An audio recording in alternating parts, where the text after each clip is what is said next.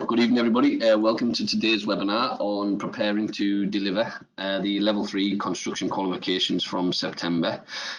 Before we start, I just want to apologise for the tone of my voice. Unfortunately, hay fever is getting the better of me at the minute, so it is affecting my voice and my throat. So I do apologise, and apologise if I have to pause during the webinar just to take a short drink and prepare myself again to start delivering.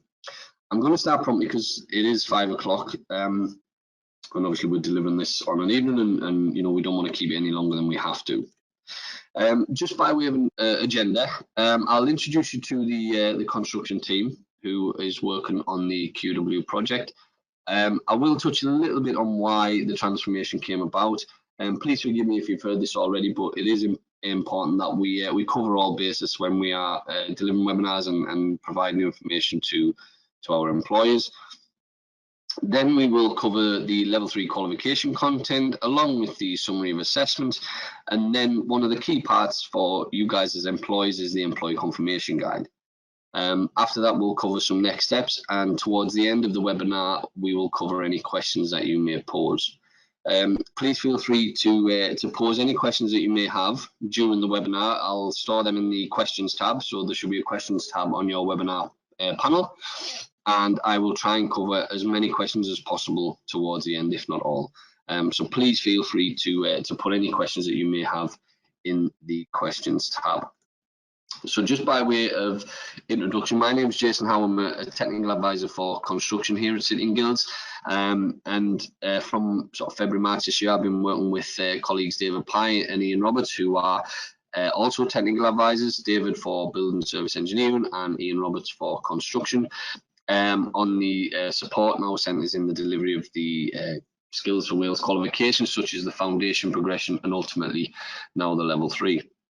We're also supported fantastically by Adeiladu Binding, who is our policy stakeholder and partnership manager at City & Guilds, and who is probably more familiar to you than I am. So that is the construction team. I am going solo today, but I do have Anharad with me if required, who is sort of supporting in the background, if you like. So thank you, Anharad, for that. So just to cover the basis of why the transformation came around with regards to the qualifications in Wales. So there was a sector review done, essentially, and what that found was there were some inconsistencies in assessment practices and some areas of qualifications not effectively assessed with regards to the skills, and learners needed to deal with a range of tasks and problem solving. So what they found was that it wasn't really meeting the skill needs of Wales. So ultimately they completed a review and developed a qualification package, essentially, which has been amplified to produce the qualifications and assessments that we now know, that hopefully do meet now the skill needs for Wales. And also that has helped reduce the complexity of the system, which had over 400 qualifications, and that has been significantly reduced with these new fantastic qualifications. It also improves coherence and has clear pathways for progression routes. So, you know, the qualifications that are out there now, each one naturally links to the other and allows the learner to progress clearly through the frameworks and then into employment or work as an apprentice, or if required, onto HE. And the other important thing about these qualifications is that they were portable as well within Wales and beyond as well, so they were covered across all of our nations, and that's where the qualifications came about and the fantastic product that we now know. Just moving it on. So just going to touch a little bit on the qualification content. I don't want to kind of overwhelm you with this, but on the screen there, what you do see is the entire offer now of the construction and BSc qualifications in Wales. The BSc ones for progression and the Level 3 are covered by our colleagues AAL, which is part of the consortium with City & Guilds. The column on the right hand side has all of the construction qualifications that are now covered as part of the Level 3 apprenticeship, and the section on the left and the one in the middle are the foundation and progression, and those are the qualifications that learners will do full-time within the college setting. As part of the apprenticeship framework, if a learner hasn't already achieved the foundation qualification, when they start their apprenticeship they must do the core qualification, which is the same as the foundation except the foundation focuses on 2 trade areas. For example, it could be carpentry and joinery, or it could be plastering and bricklaying, whereas when it gets to core, obviously they only need to focus on 1 trade, which is in line with their apprenticeship. So hopefully that just sort of clears it up, so you have an idea of the qualifications potential full-time learners at college are doing, which may ultimately, when they transition into your employment as apprentices, you'll have an understanding of what they've already achieved. Apologies. So just looking at a summary of the assessments for the level 3, we have 2 multi-choice question papers. So we have test 1 and test 2. And that is the same for BSc as well, except in electrical there is also a test 3. And these are externally set and automatically marked by the system, and the centre should receive the results the same day. Where learners have completed the progression qualification, they are exempt from test 1 as part of the level 3. So ultimately, if they've taken that journey through college and then onto employment as an apprentice, they are exempt from that test. And this assessment method has a weighting of 20%. Next, we have the practical project. Now, this is a work-based task which they'll do in your workplace or on site, and that is planned in collaboration with yourself as the employer and the training provider. And you guys, the centre assessors will internally mark that, but it is subject to City and Guilds or EAL external verification. And the assessor will award provisional marks following the internal assessment, but the provisional marks are submitted to City and Guilds or EAL, and then we issue the final overall grade. Next, we have the professional discussion. The professional discussion is conducted by an external assessor, which is set by City and Guilds or EAL for BSc, and is carried out in one time sitting. Now, for the professional discussion, the external assessor will be occupationally competent, and the units covered within the professional discussion are outlined in the assessment pack and the qualification handbook. A learner can only take the learner can only take the professional discussion once they have completed the practical project and the employer confirmation guide, and also the online assessments as well. So the professional discussion is the final part of the assessment, because the practical project and the employee confirmation guide help to structure the professional discussion. The professional discussion ideally will take place remotely, but it is possible upon request that these can take place face-to-face. But for the benefit of everybody, we are advising that obviously virtually is the preferred method, but obviously it can be face-to-face if required. So moving in. So with regards to the employee confirmation guide, these are all on the Skills for Wales website, so please feel free to visit the website and familiarise yourself with where they are. If you go onto the website under qualifications and find the relevant level 3 for your trade or subject area, you'll find the employee confirmation guide. And what that does, it provides guidance to you as employees, but also the training providers on how the occupational competency statements are set, but also how they are to be met when the learners are out in industry. All mandatory sections of the employee confirmation must be complete. And the employee confirmation, again, as I mentioned previously, must be complete before the point of booking the professional discussion. The employee confirmation guide is also there to support the learner when they are applying for their relevant competency card. With regards to how the overall qualification result is achieved, the qualification is essentially graded either a pass, a merit or distinction, and provisional grades for the practical will have to undergo internal quality assurance within the centre, but also external quality assurance or external verification, as previously mentioned, by us as the awarding organisation. The professional discussion will be conducted by the external assessor, and they will confirm the grade, and the external assessor will be occupationally competent in that chosen trade area, and then the final grades will be issued by City and Guilds.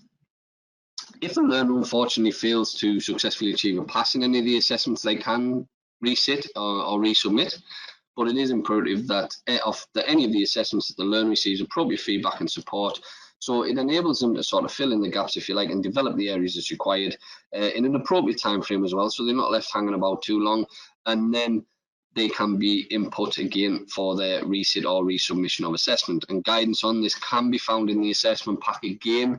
It's in the similar place as the employee confirmation guide under each trade area on the Skills for Wales website.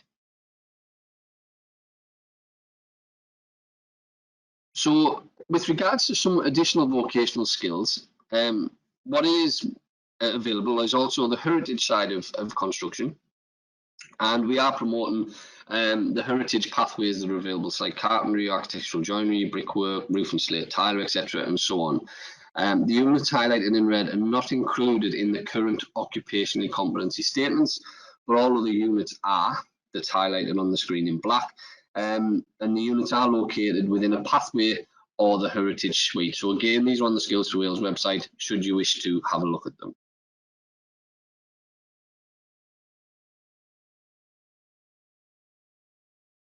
With regards to some next steps, the units have been added to the relevant employer confirmation guide, but these are optional, they are not mandatory, and the employee will record the activity that's carried out in line with the occupational competency statements and the national occupational standards.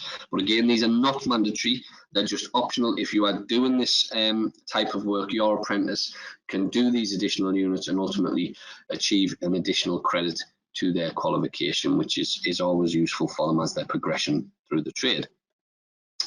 So just to look at the employee confirmation guide in a little bit more detail, thank you.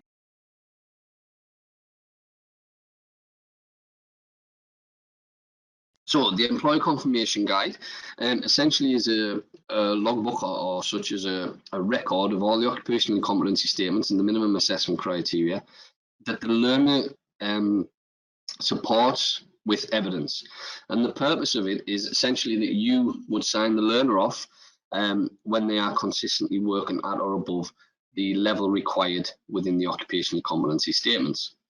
It's also there to provide centres and trade bodies with the assurance that the candidate is occupationally proficient and has covered the full range of relevant standards. Apologies. Within the collection of evidence, this allows the centre to check that the employee confirmation is valid and that there is an audit trail to support the decision. So ultimately, this is what industry required in order for the learner to successfully achieve their competency card. There is, again, more information on our website within the welcome packs and on the employee confirmation guide, which are found under the relevant trade areas on the Skills for Wales website. So how do they essentially look now? So on the screen there is the employer role essentially. Again, nothing is essentially changed there. You can continue to work with your employee apprentices or learners throughout their apprenticeship, and apprentices will log the work they have completed in line with the national standards highlighted in the employee confirmation guide. And when and only when the employer is happy, they will confirm that the learner has met the required standards, and this is done through the completion of the employee confirmation guide. Learners can then be entered for the professional discussion. Working with centres. So, apologies. Working with your centres again essentially hasn't changed as such, because the on-site assessors will support with the evidence gathering from the workplace against the occupational competency statements highlighted in the employee confirmation guide. So, you know, you probably will work a lot closer with centres now on that, as there is no NVQ within this qualification.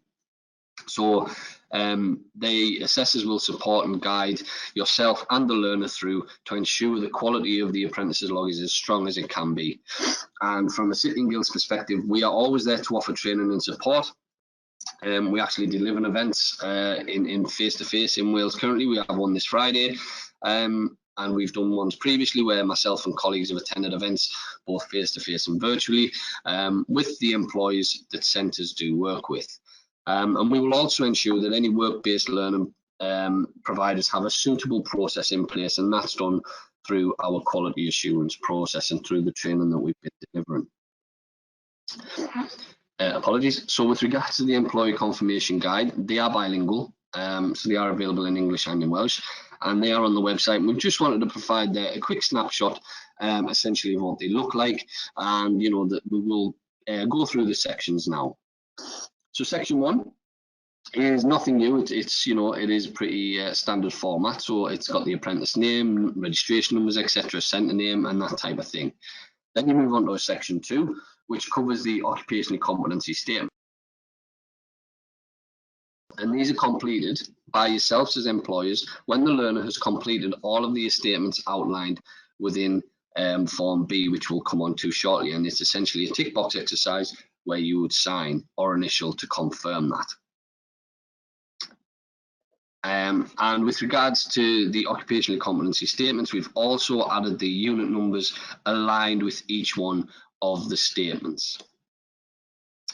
Section 3, this is completed by yourselves as the employer, and this infers that a learner can work with more than one employer and more than one company in order to collate that evidence, or they can work with more than one person within an organisation to collate that evidence. So that would just be recorded on section 3 of Form A. With regards to Form B, again, this just highlights that it can be multiple employers, so E1, E2, E3, etc. is employer 1, 2, 3, 4, etc. And essentially, again, it is a tick box exercise, but not to be taken lightly. And these are the statements that learners are essentially assessed against and are providing evidence against. And that we are asking learners to provide documented evidence against the range of statements on screen. And again, Form B, as highlighted below, just showcases the company name, employee name, and your initials, sorry, the learner's initials, and then the date. So with regards to what does the evidence look like, essentially, so we want to move away from the terminology of NVQ and the historic format of NVQ portfolios where it was War and Peace in them. It's more about working holistically and smarter, ensuring that the quality of evidence is as high a quality as can be, which will ultimately reduce the number of evidence types that's required. So what we do see, it's going to typically contain 15 pieces of evidence.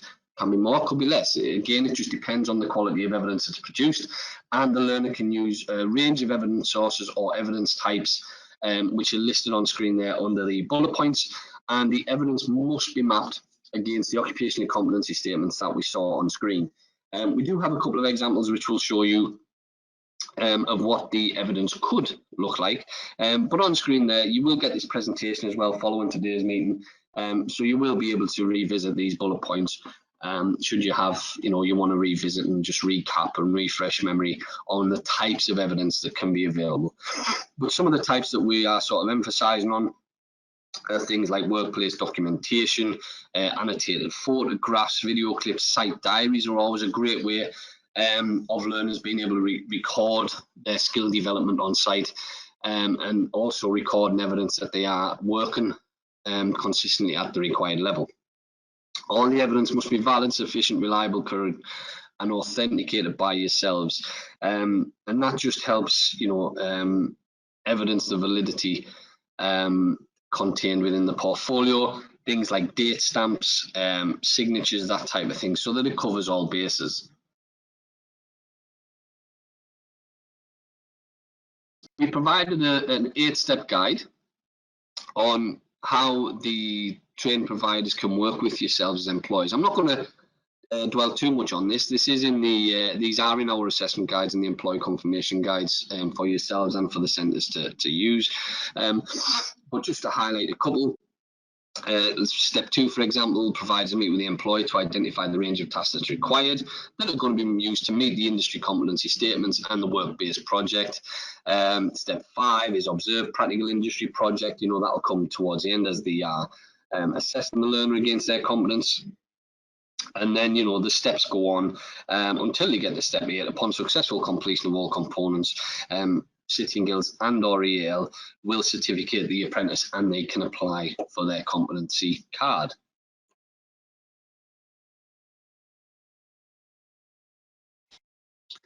So with regards to the employee confirmation guide, we just wanted to provide an example really of what one could look like when it's complete.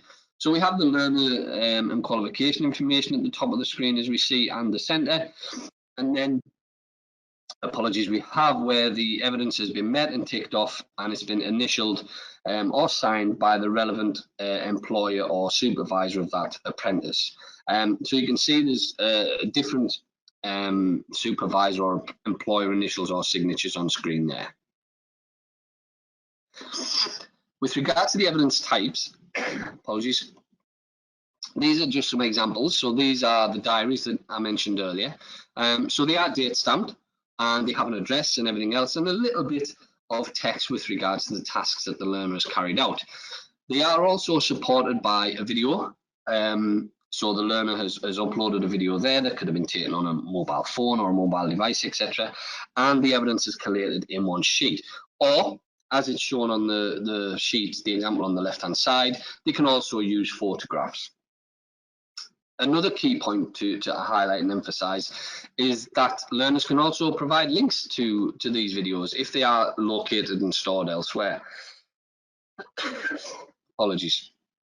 And they are providing a link as it's shown on the example on the right hand side in the bottom right hand box, and it's even time stamped this time, so where the learner has prepared for the assessment or prepared the task: minute 1, plaster on the wall, minutes 2 to 4, plaster on the ceiling, 4 to 6.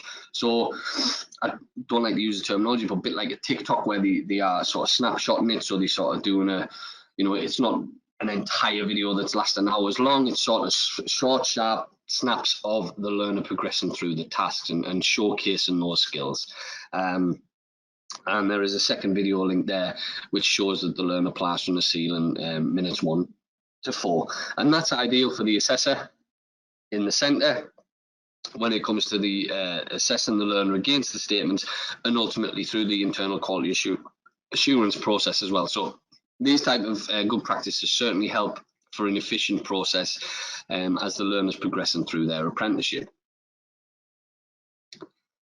So following on, I showed you Form A earlier. So this is essentially how it would look when it's been complete by a number of employers or a number of different supervisors as well. So you could still have employer 1, could be, as it says there, company name is Plaster and Wales, but it could have, you know, 2 supervisors within that same company. So you can record that on here also. And the apprentice details are along the top boxes. Towards the bottom, we have the internal quality assurer, and this is a person within the centre that quality assures the assessment practices contained within this portfolio. And it is imperative that IQA does take place, not so much for you guys to worry about as employers, but certainly centres will need to ensure this is taken, because obviously the assessment practices of valid, current, authentic and sufficient, etc. do need to be upheld as part of this qualification. You may also know that there is an issue there on the timestamps, because obviously the IQA wouldn't complete this process until after the employees have all signed, so there is an issue on the date stamps on there. So again, not for you guys to worry about, but certainly centres would be picking that up. So with regards to the next steps and what's coming,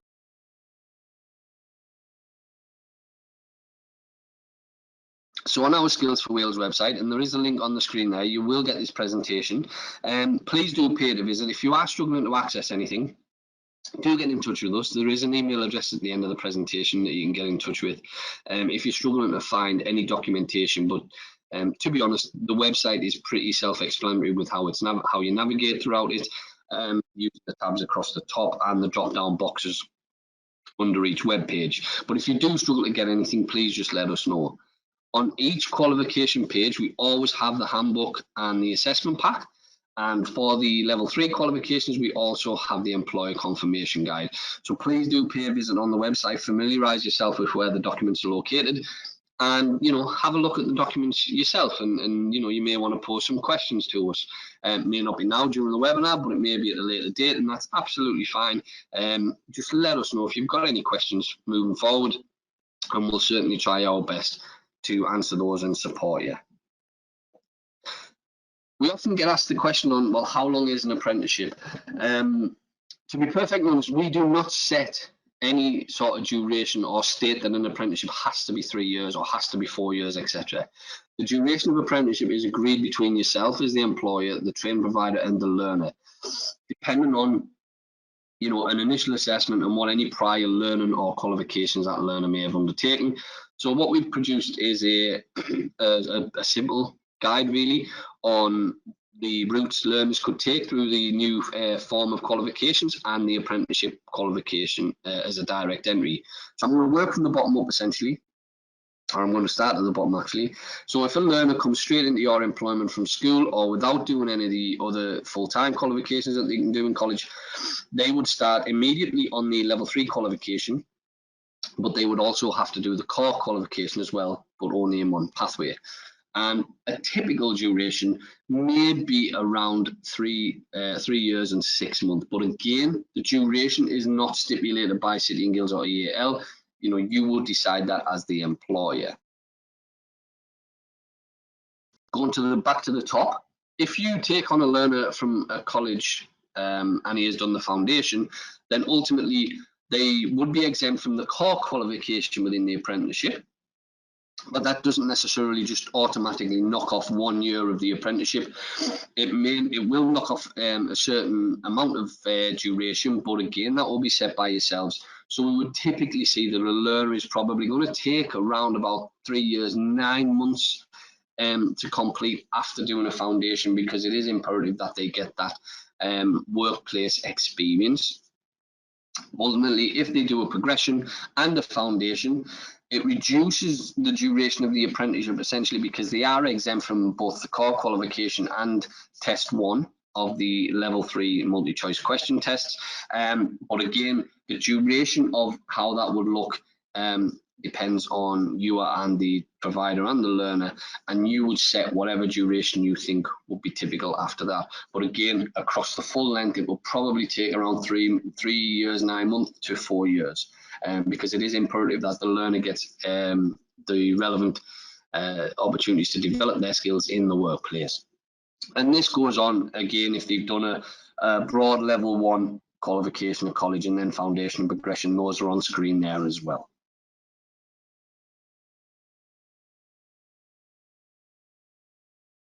With regards to events and training that we have, on the Skills for Wales website, we do have a dedicated page which showcases all of the events we've done and all the events we've got coming up.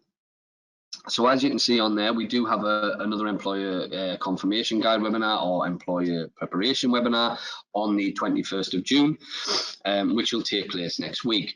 We're also delivering similar webinars, but are also tailored to our centres. So we just delivered our first one this morning. And again, we have those coming up on the 21st of June, 22nd and the 1st of July. And these are geared more towards the centres preparing their curriculums in order to deliver and assess the level 3. So you can see that we are trying to support both our employers and the centres in the delivery of these new qualifications, but we are also doing a few face-to-face events where we can as well, again supporting the centres and employers in Wales. So if you do get the opportunity to come and see us, please come and speak to us, say hello. It's always nice to put faces to names and meet people in person. So please don't be a stranger if you are at one of our face-to-face events. Now we're going to take questions. I am going to run through another slide which has some questions, so you may want to hold off for a second or two, but as I'm running through these questions, please feel free to type in any questions that you may have in the questions tab, and I will certainly try my best to answer them once I've finished the presentation.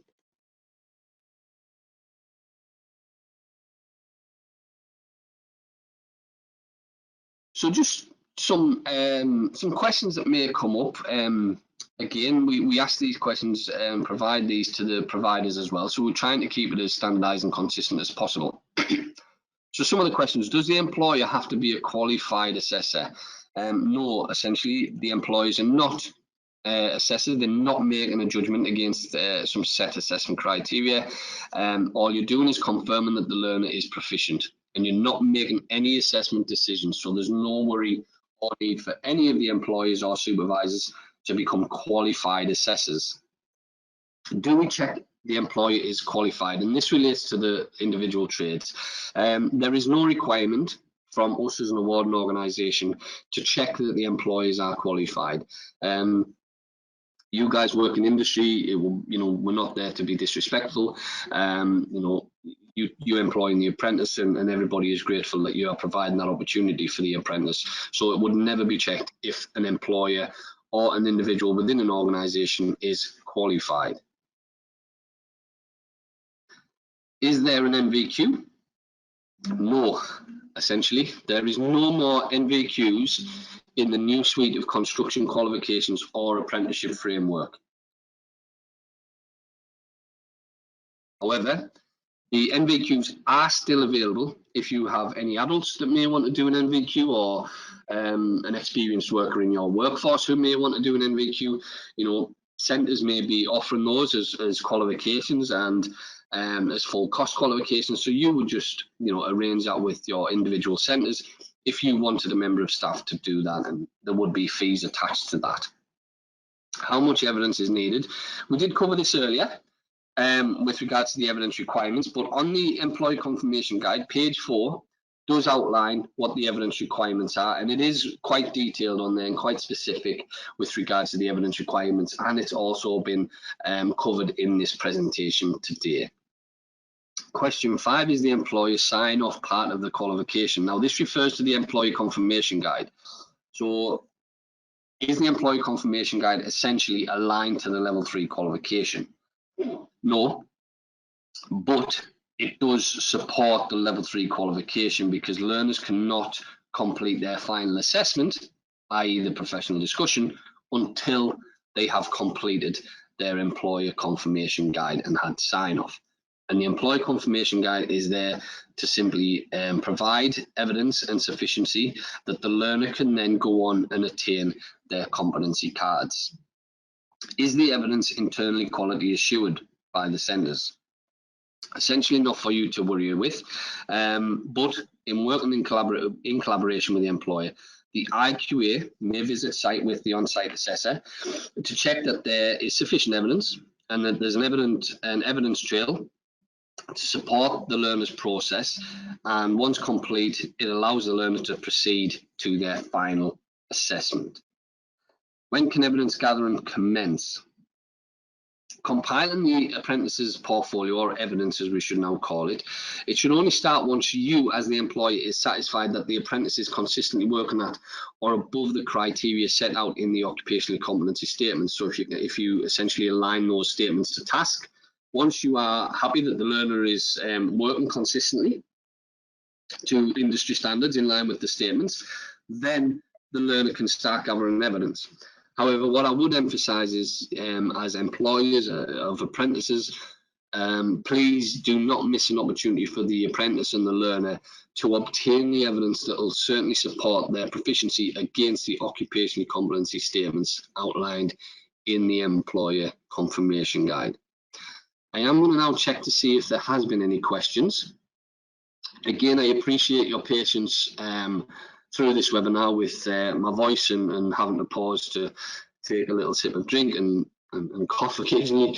So I do appreciate your patience in that, and I apologise for that as well. We don't seem to have any questions coming in, but I will hold off for a second just in case anybody is furiously typing behind the scenes to try and ask a question.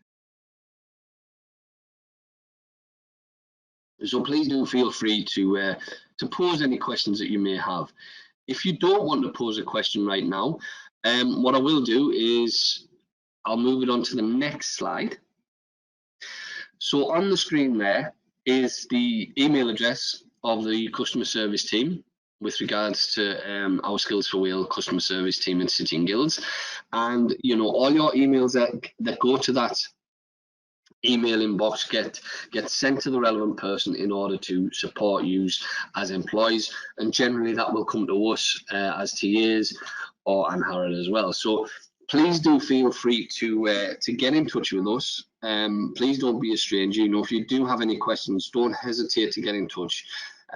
This is a new way of assessing qualifications. This is a new qualification, but what I think is important to emphasise is that essentially the trades haven't changed. You know, we don't cut timber or lay bricks any differently just because it's a new qualification.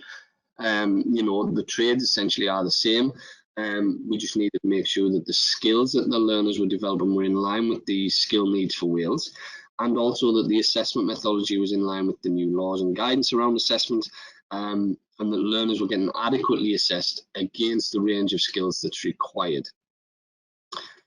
So I thank you all very much for attending this evening and taking time out of your evening to attend the webinar. I hope you found it useful. Following the webinar, there will be a follow-up email as well, which will come within the next 2 or 3 days. Within that email, there will be a survey. Apologies. I would be, you know, forever grateful if you do take a minute or two to complete that survey. The feedback is important to us to ensure that the events and the content of our events meet the needs of you, our employers, so that we can support you accordingly in line with the delivery and assessment of these new qualifications. So please do take a minute or two to fill in that feedback, and it is very much appreciated. We still haven't had any questions come in, so I don't want to keep you guys any longer than is necessary. So again, if you do have any questions at a later date, please feel free to ping them to the skillsforwales.customer@cityandguilds.com email address, and we will respond accordingly and try our very best to answer them. I hope you all have a brilliant evening, a great week. Enjoy the sunshine that's coming, and a nice summer also. Take care, everybody. Please stay safe and well, and hopefully I will see you down the road. Thank you very much for attending. Good night.